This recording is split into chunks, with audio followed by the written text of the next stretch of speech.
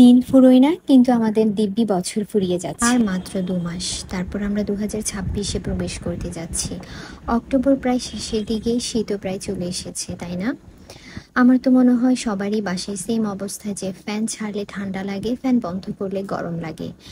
আসসালামু আলাইকুম। আমি প্রত্যেকটা ভিডিও এডিট করার সময় অনেকক্ষণ চিন্তা করতে থাকি যে আমি কি বলবো, আসলে কি ভয়েস ওভার দিব।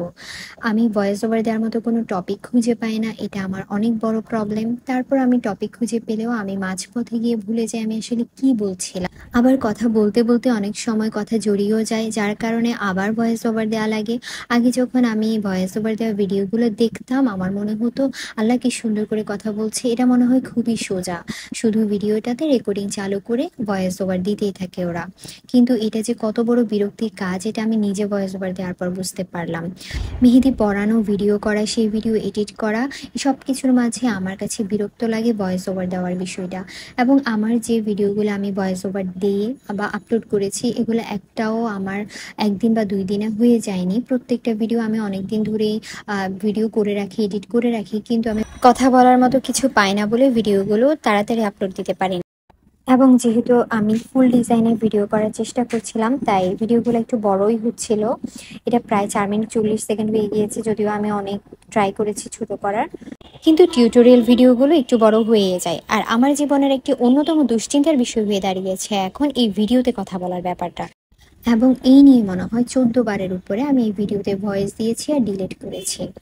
তো এই ভিডিওটা এডিট করার সময় আমার মাথায় একটা সুন্দর স্মৃতি এসেছিল, যেটা আমি শেয়ার করব ভাবছিলাম। সেটা হচ্ছে, প্রথম দিকে একটা আপু আমার কাছ থেকে মেহেদি নিয়েছিল যখন আমি প্রথম প্রথম মেহেদি সেল করা শুরু করি। আমার একটা ফ্রেন্ড আছে যার হাতে আমি সব সময় মেহেদি পরাই, সময় পেলে ওর বাসায় যাই বা ওকে আসতে বলি, কারণ ওর হাতগুলো একটু হেলদি, আমার কাছে মেহেদি পরাতে ভালো লাগে। আর ও নিজেও মেহেদি পরতে অনেক পছন্দ করে, এবং আমি মেহেদি পরাবো বললে সব সময় রেডি। যাই হোক, ওকে নিয়ে একটা ভিডিও আমি শেয়ার করব কিছুদিন পরে। তো যেটা বলছিলাম, একবার আমি ওর হাতে মেহেদি পরিয়ে দিয়েছিলাম অনেক সুন্দর করে, 2 হাত ভর্তি করে, এবং খুব সুন্দর স্টেন এসেছিল ওর হাতে। ওর হাতের সেই স্ট্রেন দেখে শপিং মলে একটা আপু নাকি দৌড়ে এসে ওকে জিজ্ঞেস করেছিল মেহেদিগুলো কোথায় থেকে নিয়েছে, এত সুন্দর কালার। তো ও আমার পেজটা দিয়েছিল, পেজের কার্ড দিয়েছিল। পরবর্তীতে সেই আপু আমার পেজে এসে আমার সাথে কথা বলেছিল, মেহেদি অর্ডার করেছিল, এবং আমাকে বারবার বলেছিল আপু আমি আপনার ফ্রেন্ডের থেকে পেজটা নিয়েছিলাম। এবং পরবর্তীতে আমার ফ্রেন্ড আমাকে সেটা শেয়ার করেছিল এরকম এরকম, তখন আমি বুঝতে পেরেছিলাম এটা ওই আপুটাই ছিল। তো আমি আপুকে জিজ্ঞেস করেছিলাম আপু আপনি ডেলিভারি কিভাবে নেবেন, কুরিয়ারে? তখন আপু যে লোকেশন বলেছিলেন, আমি সাধারণত যারা আমার থেকে 10-20 মিনিটে মেহেদি নিয়ে যেতে পারবে বা আমি দিয়ে আসতে পারবো, তাদেরকে আমি কুরিয়ারটা প্রেফার করি না, কারণ কুরিয়ার 10-20 মিনিটের জায়গায় 2 দিন লাগাবে মিনিমাম। পরবর্তীতে আমি আপুকে বলেছিলাম আচ্ছা আমি আপনাকে বহদ্দারাট গিয়ে দিয়ে আসবো, আপনি ওখান থেকে নিয়ে যান। আপু বলছে আচ্ছা ঠিক আছে।